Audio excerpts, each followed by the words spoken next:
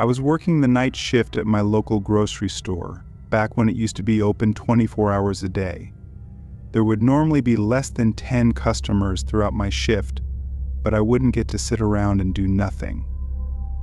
They wanted me to work on stock when I wasn't helping a customer. It was a bigger store, so often there may have been one other person in the building, whether it be someone working on stock or someone cleaning.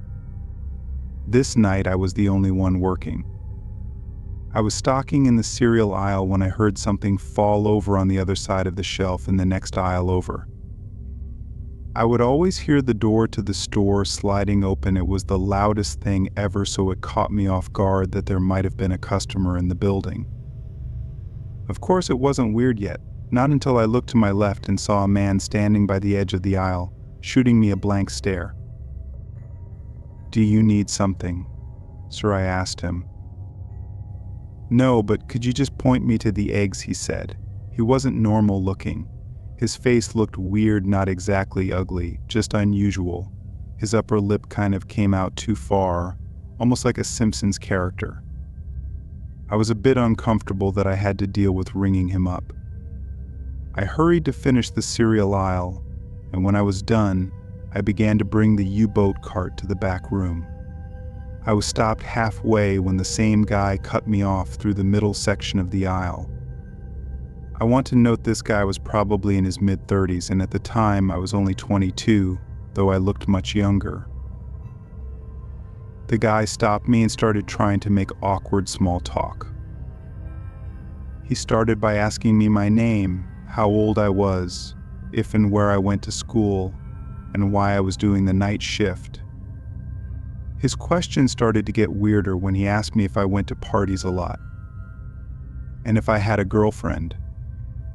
I told him I didn't, and he asked me if I've ever had a boyfriend while putting his hand on my shoulder. I immediately started walking away with the cart, but he followed me. I told him I wasn't into whatever he was thinking about. I went faster and faster until I finally made it to the storage room.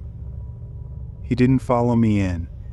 I wasn't supposed to stay back there for extended periods to avoid customer theft. I decided it would be best to just wait for him by the register so that he would ring his stuff up and leave.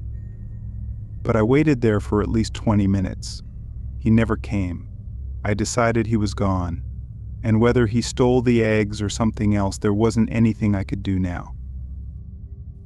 I had to go to the bathroom, so I took a quick jog to the back of the store and into the employee bathroom. Moments after sitting on the toilet, my heart dropped into my stomach as I heard the bathroom door open. I choked the urge to say something like, "You can't be in here," but I didn't want to give away my position. I lifted my legs so that I wouldn't be visible from under the stall. What happened next was simply horrifying. I sat there for the longest time looking at the floor, not moving a muscle. When I finally looked up, I could see an eye peering through the crack of the stall door. I screamed. I knew I was trapped. I knew I had one shot at making a move. I grabbed the box cutter in my pocket and began sliding it through the crack of the door, forcing him to move his eye away. I took that chance to slam the stall door open in his face and hightail it out of the bathroom and all the way out of the store. I called my boss at least 5 times before he finally picked up, and I explained everything. He told me to call the cops, and so I did. Of course, the man wasn't in the store anymore by the time the cops showed up.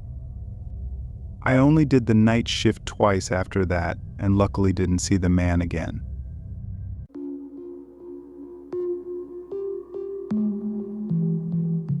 I used to work the night shift at a gas station on the side of some highway in the country. From the hours of 12 a.m. to 6 a.m. the road was pretty dead.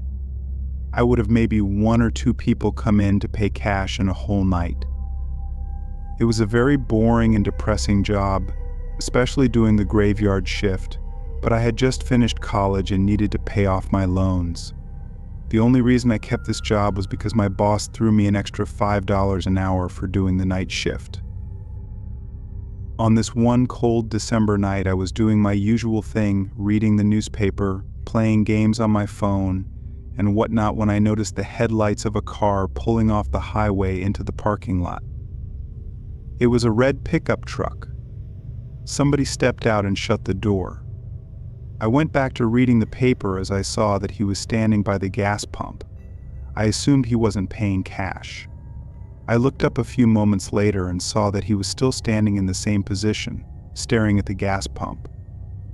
I almost felt obligated to go out and help him. He was obviously confused. I felt a cold chill run up my spine as I saw this 6-foot-something tall man slowly turn his head to face me. I couldn't make out any features of his face, but I knew he was staring at me.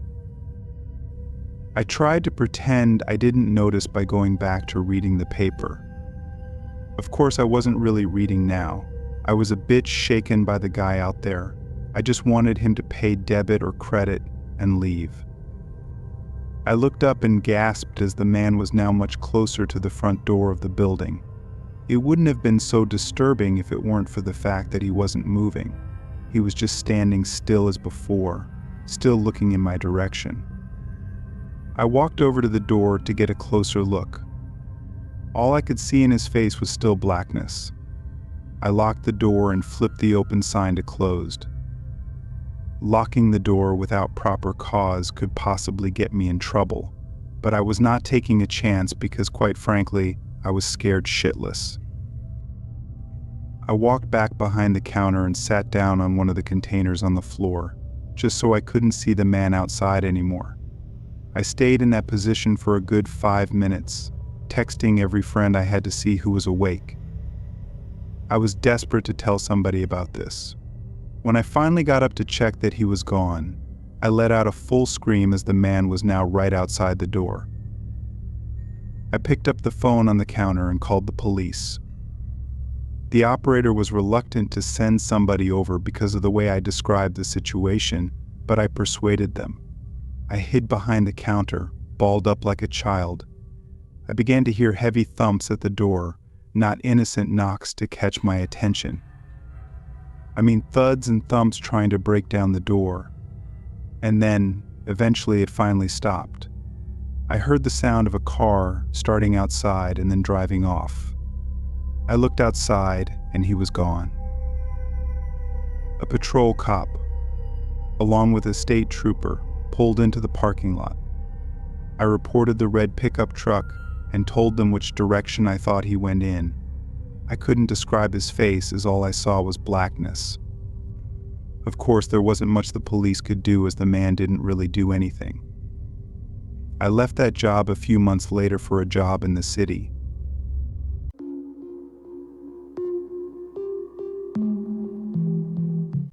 Two years ago, I was called in to do the night shift from 10 p.m. to 4 a.m. at 7-Eleven since somebody called out. The store was located on a busy road in a rather quiet and rural area. During the night shift, you could expect anywhere from 10 to 20 people to come in to buy beer or something else. This one particular night, there was this one guy, mid-20s, that came in. He started making weird noises, like loud yelling noises. I assumed he had some kind of mental disability. In fact, my brother has a mental disability, so I immediately felt sympathy for the guy. He walked up to the counter without any items, with his head facing me but his eyes looking up at the ceiling. I felt uncomfortable. I honestly didn't know how to deal with it. I tried speaking with him, but he only responded in loud noises. I kept checking if he was with someone outside, but he was alone. There weren't any cars in the parking lot, so I assumed he walked. He stood there for so long, looking up at the ceiling and making noises, that I tried to get him out by handing him a bag of chips and telling him he could go. I tried finding some kind of number to call for someone to help him. Then, out of nowhere, he finally turned around and walked out of the store.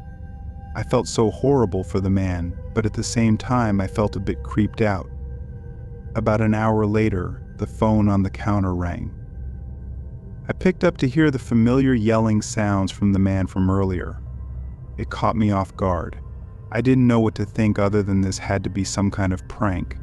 I hung up on him and was now becoming paranoid of my surroundings, constantly checking the outside through the windows. Come 4 o'clock, the person working after me came in, finally allowing me to go home. It wasn't my problem anymore.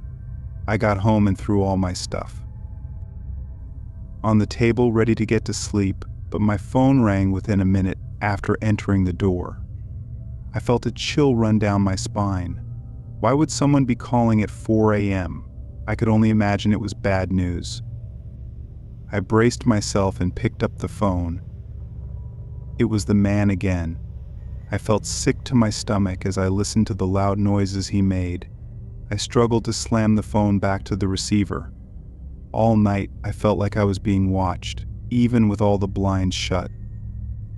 I could swear I heard strange noises coming from all over my house. I refused to get any sleep until the sun came up. Weeks passed, and I had forgotten about the incident until one day when I went into the basement for the first time in a while. I found that papers had been scattered all over the floor. When I went into the basement closet, I found writing on the walls. 7-Eleven had been written in Sharpie on the wall, along with the address to the 7-Eleven I worked at and my house address. The most disturbing part was that I also found various kitchen knives along with a large pocket knife sitting in the closet. What started out as seemingly just an innocent person turning into something of a prank ultimately turned into something much more horrifying. He had been living down there for God knows how long, and I'm just grateful that, for whatever reason, he changed his mind and left because I haven't seen or heard from him since. All I can say is that man is dangerously ill.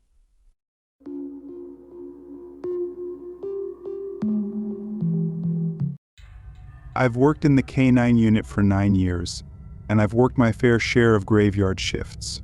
I've definitely come across weird things at night, but I'll never forget this one night. I worked with my dog Sammy, a German Shepherd. She was 2 years old at the time and still kind of new to the job, just like me. I was driving down a road surrounded by crops when I spotted a suspicious-looking white van parked inside the crops. Both doors were open. I flashed my lights to try and draw out whoever was there.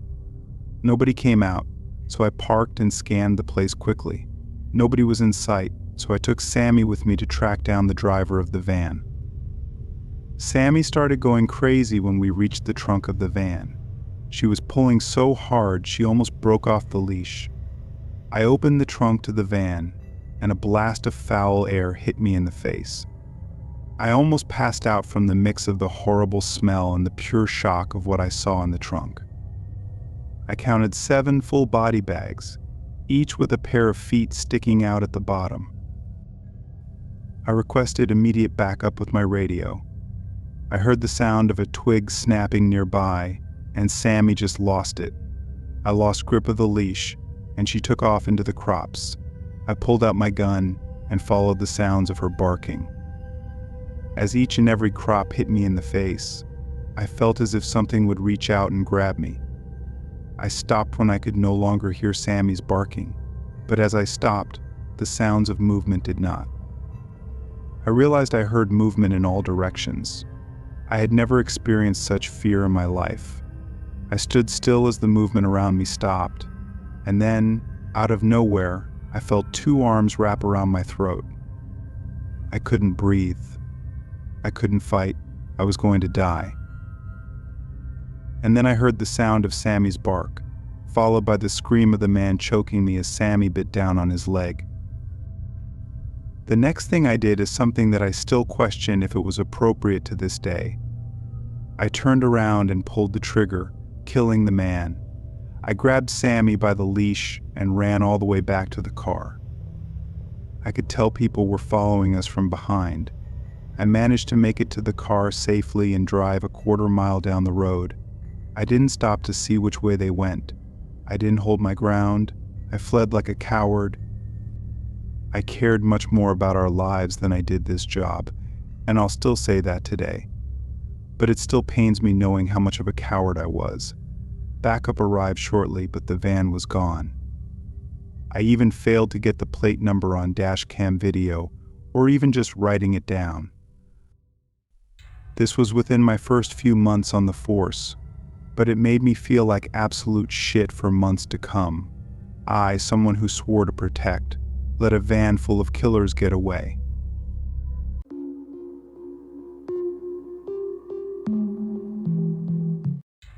A few years ago, I worked the late shift at a city center club. The job wasn't particularly frightening, except for the state of the girls' toilets at the end of the night. One incident, however, will stay with me for the rest of my life. This story has two parts, one considerably scarier than the other. One night, close to closing time, I was cleaning out the ice wells and organizing bottles of spirits. A group of people was drinking and dancing nearby, and a moody-looking couple stood against the wall. A younger lad came to the bar, ordered a drink, and tried chatting with the couple. The moody guy was clearly not interested, but the young lad didn't take the hint because he was drunk and in a good mood. The young lad eventually moved on when the moody guy started telling him to get lost. The moody couple finished their drinks and looked like they were leaving. As they passed the younger lad, he waved goodbye, possibly saying something snarky.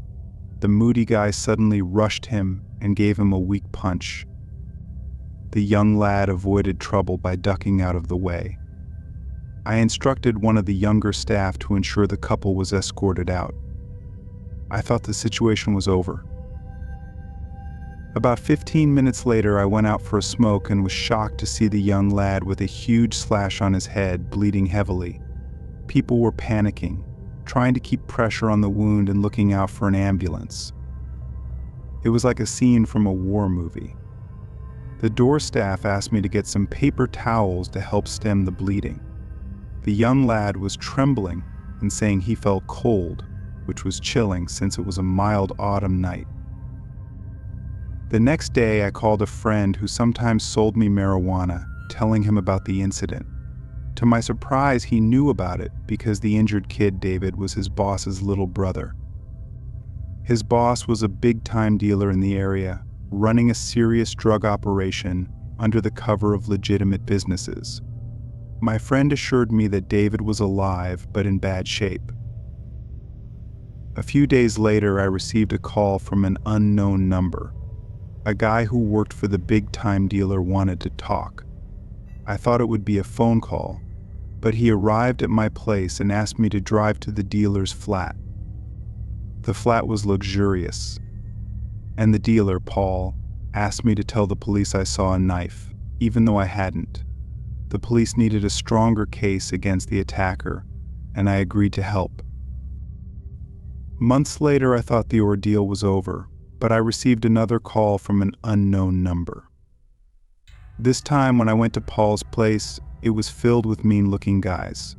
They showed me CCTV stills from a bar I didn't recognize and asked if I could identify the attacker. After looking through many images, I recognized a guy with strawberry blonde hair. I told Paul, and the room went quiet. Paul drove me home without saying much, which was terrifying. I realized I had condemned a man to a horrible fate, knowing that Paul and his gang would seek revenge. It haunts me to this day, and I try not to think about it.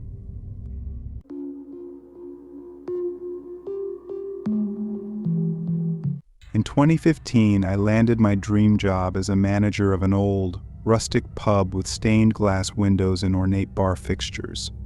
However, a big brewery company bought the pub, and within 6 months, I lost my job. Desperate to pay rent and bills, I took a job at an off-license in the town center, working the night shift from 8 p.m. to 6 a.m. The off-license was busy, especially on weekends. It had a cash machine, sold expensive booze, and was a popular spot for people to buy drinks after the bars closed. On a busy night, we could have over PS 7,000 in cash on site. One Sunday morning, around 5 a.m., just before Christmas, the store had been extremely busy. It was Black Friday, and there were office parties in town. by the end of the night, I was exhausted and ready to collapse. I rested my head on the counter when I heard the door beep, signaling a customer. A man who seemed alarmingly sober walked in. Most customers at that time were drunk, but this guy was different. He kept his hands in his jacket pockets and greeted me by name, which made me uneasy. He knew where I lived and asked about my family by name. It was creepy. Then 2 other men walked in, also sober, and flanked the first guy. The first man politely asked if there was a toilet in the back of the shop.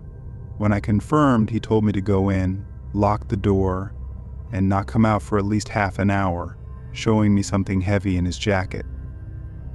I realized they were robbing the place.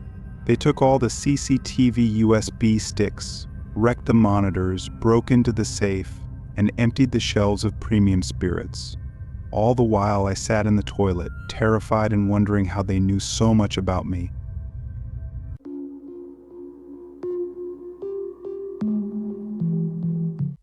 I have worked as a DJ in various clubs for years, but one night at a popular venue, something eerie happened.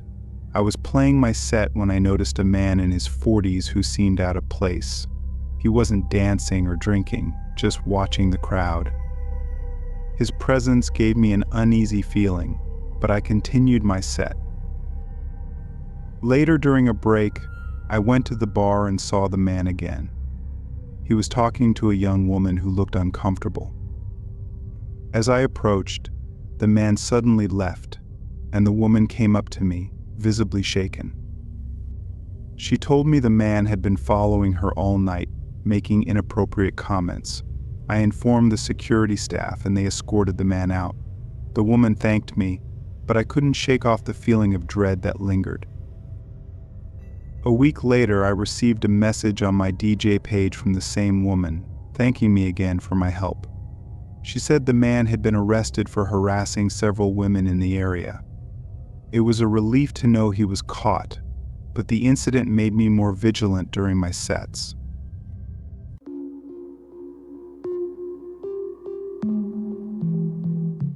I work as an emergency room nurse at a large hospital, and I was working the night shift at the time. During my time on that shift, I saw many strange and shocking things. This story, however, is about the scariest thing that I've ever experienced. My shift began at 10 p.m. and went until 6 a.m. It was a large hospital in the downtown core of the city where I live. There was a whole hospital district in the area. The children's hospital was right next door, and the cancer ward was not far off. It was a warm summer night. The city was dark as I drove my car into the staff parking area. The security guard checked my badge and waved me in. I parked and walked to the entrance like I had many times before. When I stepped into the building, the somber tranquility of the night was replaced by the fast-paced hustle of a big city emergency room. You wouldn't even know it was nighttime in this place. The bright fluorescent lights shone down on the busy hallway, creating a feeling indistinguishable from daytime.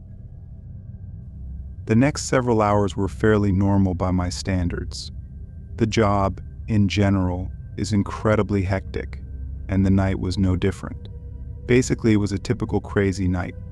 However, things were taken to another level when a new patient entered the emergency room. He burst through the front entrance covered in blood, holding his abdomen. He trudged into the waiting room with a look of agony on his face. He looked to be about 40 years old with long hair. He had a short beard and wore blue jeans. One of the other nurses and I approached him and helped him into the operating room. We cut his shirt off to find the source of the blood. His flannel shirt was heavy, soaked in blood. I think it was supposed to be yellow with a plaid pattern, but it was impossible to tell. All I could see was red. Looking at his bare chest, it was easy to see the wound. It was a clear knife wound on his stomach, on the right side of his body. I quickly stopped the bleeding, and his condition was stabilized. Believe it or not, this kind of thing was actually quite common. The other nurse and I were well within our ability to handle the situation. What happened next is what really terrified me. I was alone with the man. He was conscious but laying still. The stab wound was the only serious injury, but I couldn't help but notice several other injuries on his body. They were not bad enough to require emergency treatment, but there were noticeable scratch marks on his arms and face. They were deep, long marks in rows of 3 or 4. They had surely come from fingernails. My expertise is healthcare. I'm not a detective. I don't have the skills to analyze the meaning of a certain type of wound, so take what I say with a grain of salt. But these scratches looked offensive. I was almost sure of it. This man had done something to someone. My gaze moved slowly from the man's arms to his face. He turned to look at me at the same time, and we locked eyes. We held eye contact for several seconds. My mind was racing. Does he know that I know? I thought. Just then, he tried to reach out and grab my arm. Luckily, my reflexes were faster than his, and I quickly left the room. Fortunately, the police were already there, as is common when there's a stabbing. I told the officer what I had seen, and he assured me that they would look into it. The man was treated for several more hours by my coworker, and eventually the case was turned over to the police. I never found out exactly what happened between this man and whoever else was involved, but my intuition tells me that he was bad news. All I can do is hope that whoever the other person was, they got away in better shape than he did.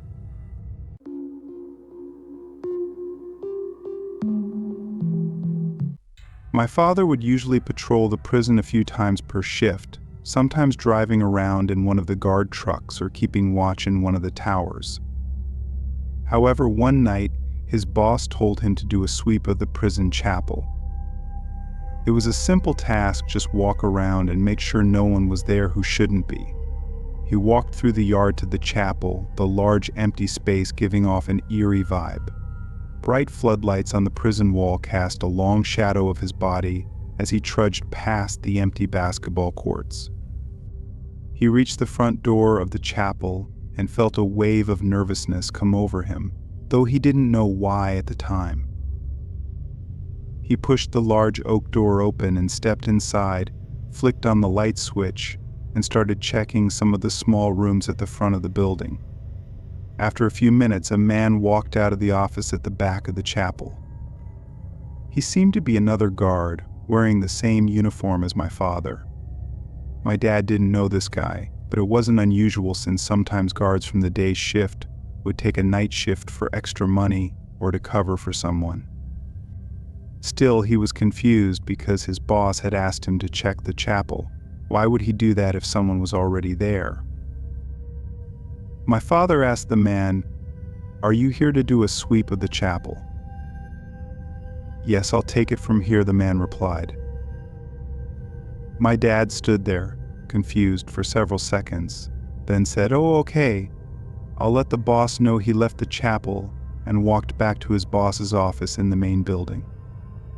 His boss looked up from his desk and said, "How did you get done so fast? You couldn't have possibly checked the whole place in such a short amount of time." Another guard was there. "He said he'd check it out," my dad replied. "Okay, as long as someone checked it," the boss said. My dad was confused at this point. He figured the other guard must have been sent there by someone. If his boss didn't know, then who was that guy? 3 days later, my father was walking down the halls of the prison and stopped to look at the display case.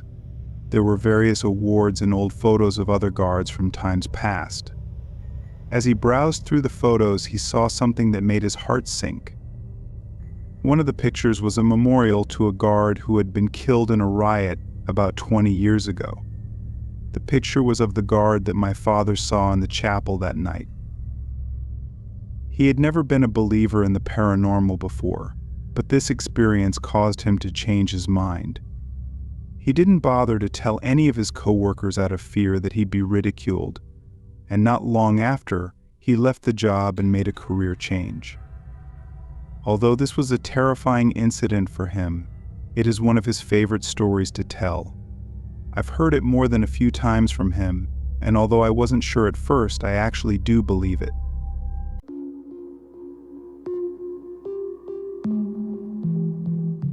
My father worked as a night guard at a large prison.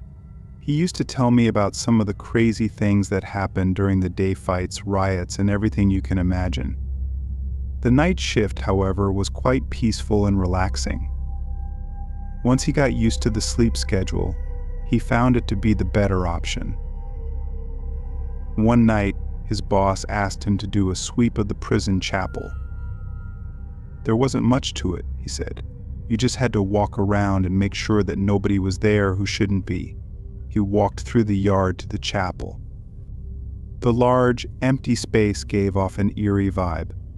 Bright floodlights on the prison wall cast a long shadow of my father's body as he trudged past the empty basketball courts. He came up to the front door of the chapel, and when he did, a wave of nervousness came over him. At the time, he didn't know why. He pushed the large oak door open and stepped inside. He flicked on the light switch and started checking some of the small rooms at the front of the building. After a few minutes, a man walked out of the office at the back of the chapel. He seemed to be another guard, wearing the same uniform as my father. However, my dad didn't know this guy. It wasn't unusual, since sometimes guards from the day shift would take a night shift for extra money or to cover for someone. Even still, he was confused because his boss had asked him to check the chapel. Why would he do that if someone was already there? My father asked the man, "Are you here to do a sweep of the chapel?" "Yes, I'll take it from here," the man replied. My dad stood there confused for several seconds, then said, "Oh, okay, I'll let the boss know." He left the chapel and walked back to his boss's office in the main building. His boss looked up from his desk and said, "How did you get done so fast? You couldn't have possibly checked the whole place in such a short amount of time." Another guard was there. He said he'd check it out, my dad replied. "Okay, as long as someone checked it," the boss said. My dad was confused at this point. He figured the other guard must have been sent there by someone. If his boss didn't know, then who was that guy? 3 days later, my father was walking down the halls of the prison and stopped to look at the display case. There were various awards and old photos of other guards from times in the past.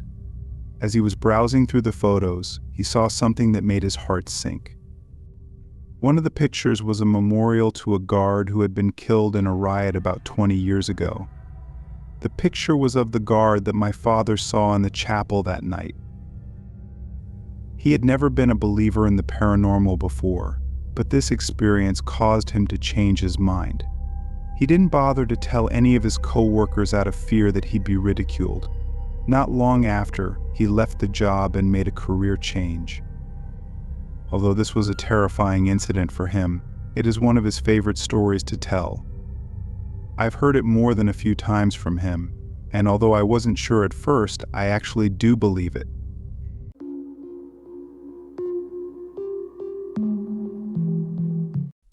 I am a 27-year-old male and I live in the UK with my fiancée. I currently work as a teaching assistant for teenagers with special needs in a school not far from Bradgate Park. I have worked in a number of schools and children's homes, and these buildings, especially the children's homes, are usually old, renovated houses or halls. This story happened in 2013 when I had just started working as a support worker at a care home for teenagers and young adults, aged 18 to 30 years old, who had autism, brain damage, and challenging behavior. The house that I worked at was pretty big. There were 2 living rooms, a large kitchen, a games room, a study, and 5 bedrooms.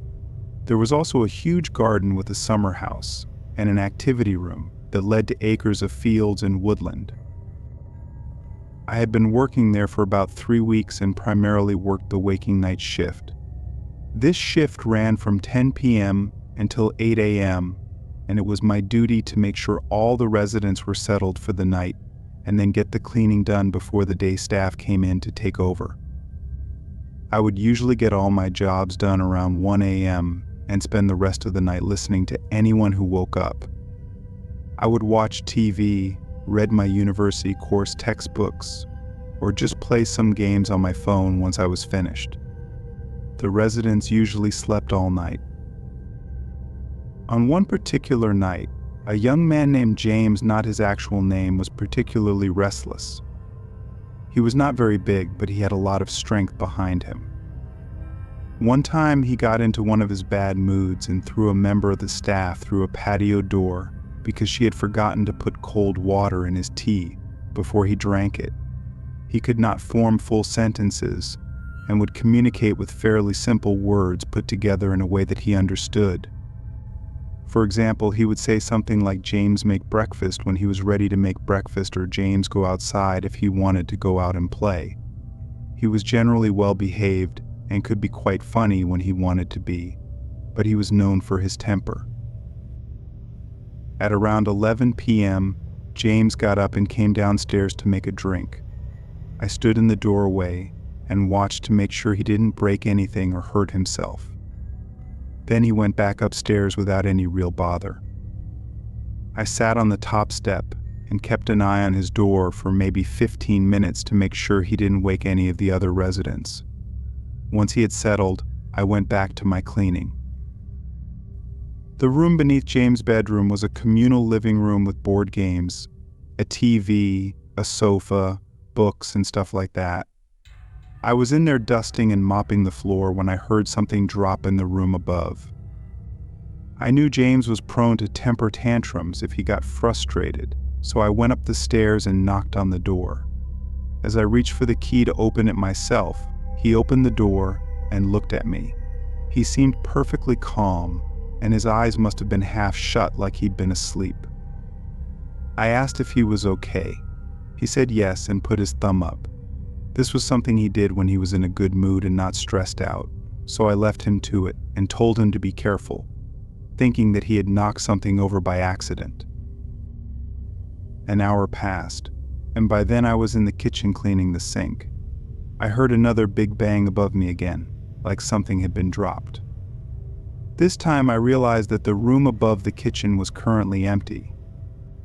The house had been set up for 5 residents, but there were only 4 at the time, and the room above me was the spare.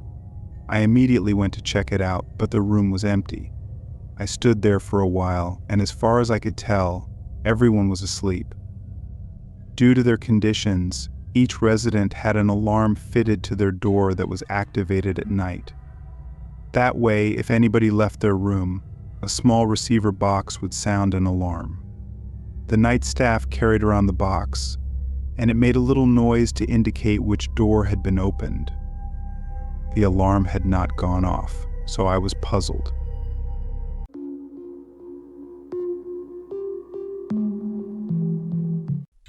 I was walking down the aisles of the store while my car was parked outside. I filled my basket with a few essentials that I always buy: bananas, eggs, and bread. Then I walked around for a while, trying to decide if there was anything else that I wanted. I eventually made my way to the till and paid for my gas, as well as the grocery items. I walked out the large glass door at the front of the store. I could see that my car was parked next to one of the pumps. The parking lot was dark, but the bright lights from the gas pumps were like a bright oasis. I started walking towards my car, and as I got closer, I could tell that there was somebody sitting in my back seat. I don't usually lock my doors when I go in because it's usually pretty quick, but this time I was in there for a while longer than normal.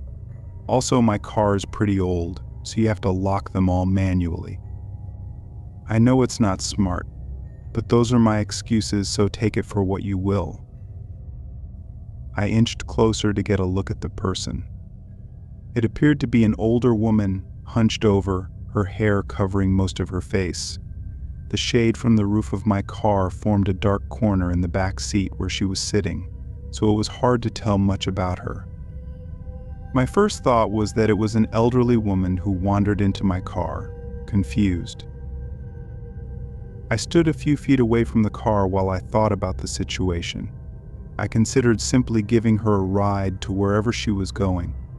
I'm always willing to help people in need, but some part of me thought that was not a good idea. After a minute or two, I decided to call the police. I hate to get the police involved for something like this, and I made sure that they knew it was not an emergency or anything. Also, I did not want to press any charges. When the police arrived, I talked to the officers for a few minutes. After that, they told me to wait by the building to give them some distance. I couldn't see much from there, and the bodies of the 2 police officers were blocking what little view I might have had. I could tell that they opened the back door of my car, and before I knew it, they had pulled the person out of the back seat and put her in handcuffs. I thought that was unnecessary, so I ran over shouting for them to stop.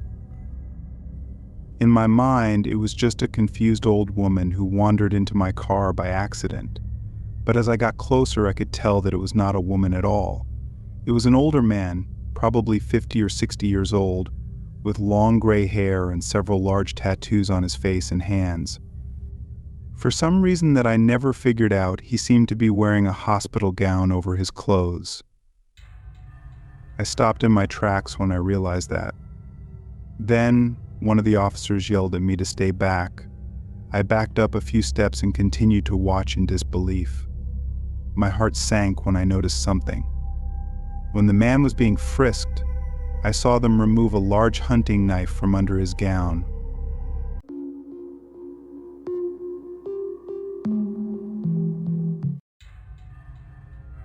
I've been a security guard for over a decade now, and in that time I've seen some strange things. However, nothing could have prepared me for the night when this story took place. It was 2018, and I was working the night shift at a downtown hotel. The job was really easy. I was really into sci-fi books at the time, and I had a lot of time to read. There was a security office at the back of the building where I spent most of my time. Other than that, I would do a few patrols of the building and the parking lots every few hours throughout the evening. It was a typical quiet night at the hotel. I was making my rounds, checking doors and windows, when I heard a loud noise coming from the parking lot. At first, I thought it might be a car backfiring, but as the noise continued, I knew something was wrong. It was 2:30 in the morning, and the place was an absolute ghost town.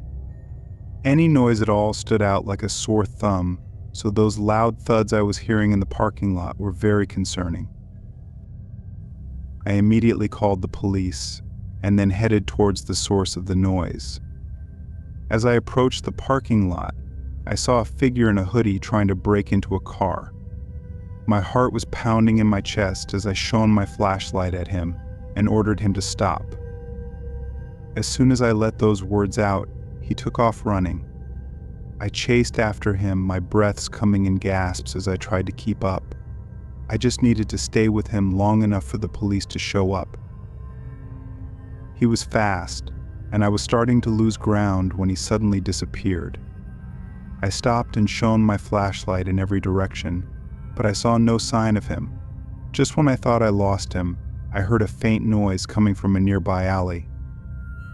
My hand went to my weapon, which was a can of pepper spray, as I cautiously approached. That's when I saw him. The man was hiding behind a dumpster, trying to catch his breath. I ordered him to surrender, but he refused. He came at me with a wild look in his eyes, and then jumped on me. Before I knew it, we were rolling around on the ground, fighting. I was cursing myself for following this man. I should have waited for the police, I thought. The man was strong, but I was able to overpower him and subdue him until the cops arrived. The man turned out to be a wanted felon with a long history of violence and theft. It's been a few years now, but I still think about that night. The feeling of fear, the adrenaline rush, and the physical struggle with the criminal will always be part of me. I'm grateful for the training I received, and I know it helped me handle the situation as best I could. However, I also know that being a security guard is more than just making rounds and checking doors. It's about being prepared for anything.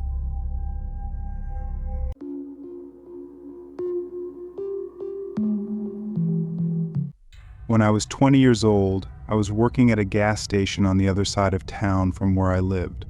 I had recently finished high school and took the night shift as a way to make extra money since my main job didn't pay very much. The gas station was open all night, but my shift was from 7 p.m. until midnight, which worked out well since my other job ended at 5 p.m. Sounds like a rough schedule, and it was. But if I'm being completely honest, the work was really easy. It was made even better by the fact that I really got along with all my co-workers. The actual store never got very busy since most people would pay at the pump anyway. The night was usually a combination of scrolling through Instagram and cracking jokes with my coworker, occasionally being interrupted by a customer asking where the bathroom is.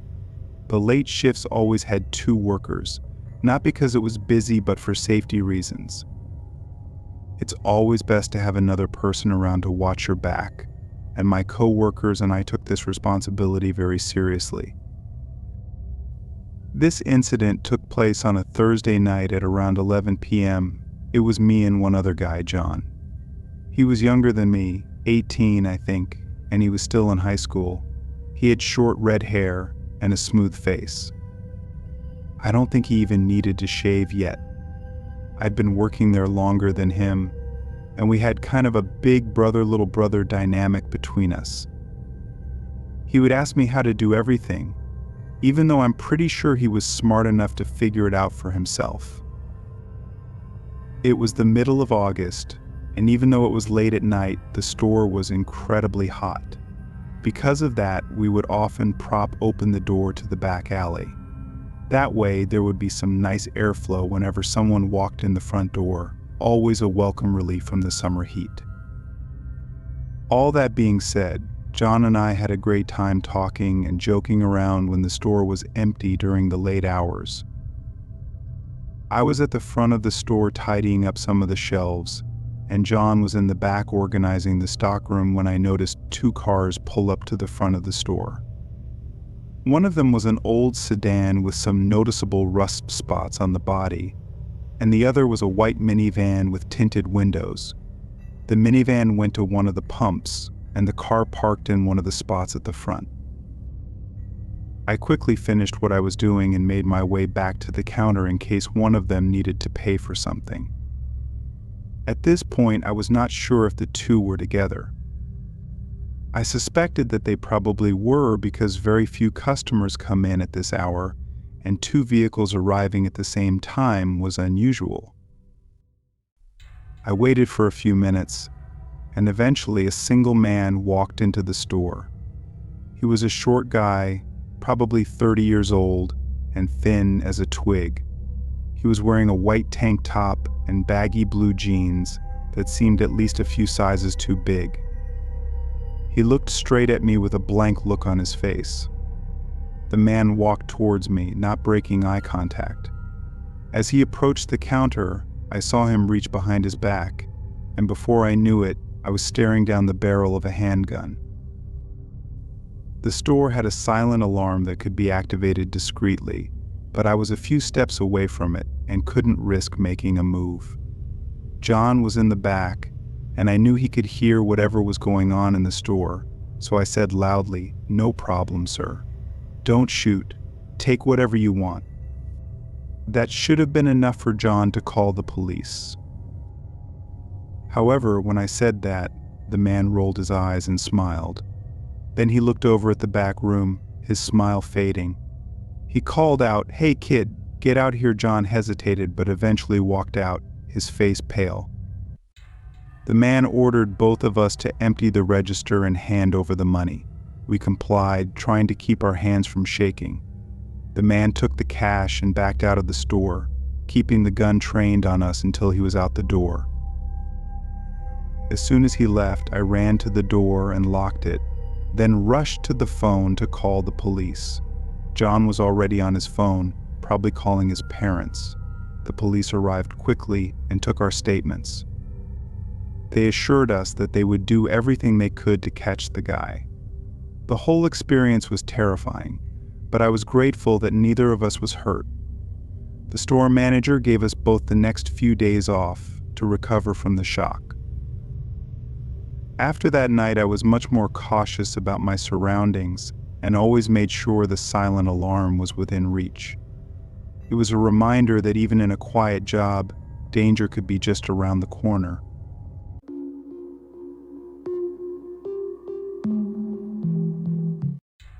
One night I stopped for gas on my way home from work. I worked at a restaurant, so I was usually there until late, sometimes after midnight. This time it was about 11:30 at night. I would pass this gas station every day on my way home from work, and I'm pretty sure it was open 24/7. The store part of the gas station was bigger than most. It was almost like a tiny grocery store because it had a decent selection of food, not just the junk food and snacks like some others. This place even had a tiny produce aisle. Because of that, I would often pick up some things there after filling up my car, since other places in the area were usually closed at the time. I was walking down the aisles of the store while my car was parked outside. I filled my basket with a few of the essentials that I always buy: bananas, eggs, and bread. Then I walked around for a while, trying to decide if there was anything else that I wanted. I eventually made my way to the till and paid for my gas, as well as the grocery items. Then, I walked out the large glass door at the front of the store. I could see that my car was parked next to one of the pumps. The parking lot was dark, but the bright lights from the gas pumps were like a bright oasis. I started walking towards my car, and as I got closer, I could tell that there was somebody sitting in my back seat.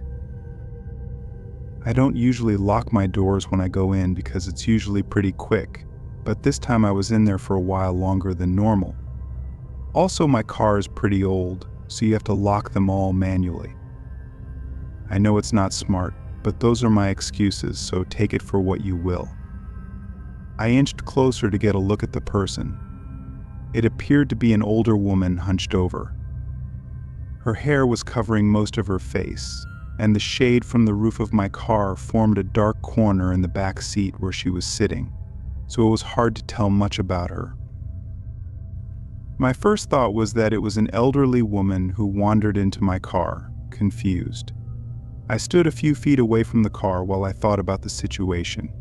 I considered simply giving her a ride to wherever she was going. I'm always willing to help people in need, but some part of me thought that was not a good idea. After a minute or two, I decided to call the police. I hate to get the police involved for something like this, and I made sure that they knew it was not an emergency or anything. Also, I did not want to press any charges.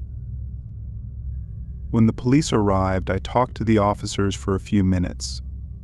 After that, they told me to wait by the building to give them some distance. I couldn't see much from there, and the bodies of the two police officers were blocking what little view I might have had.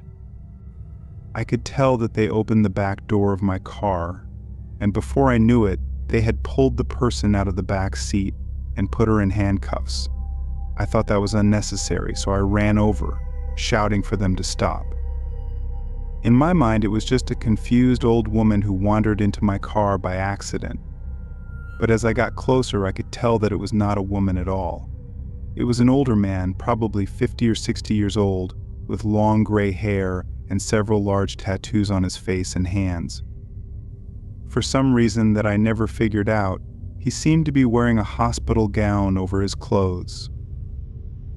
I stopped in my tracks when I realized that. Then one of the officers yelled at me to stay back. I backed up a few steps and continued to watch in disbelief. My heart sank when I noticed something. When the man was being frisked, I saw them remove a large hunting knife from under his gown.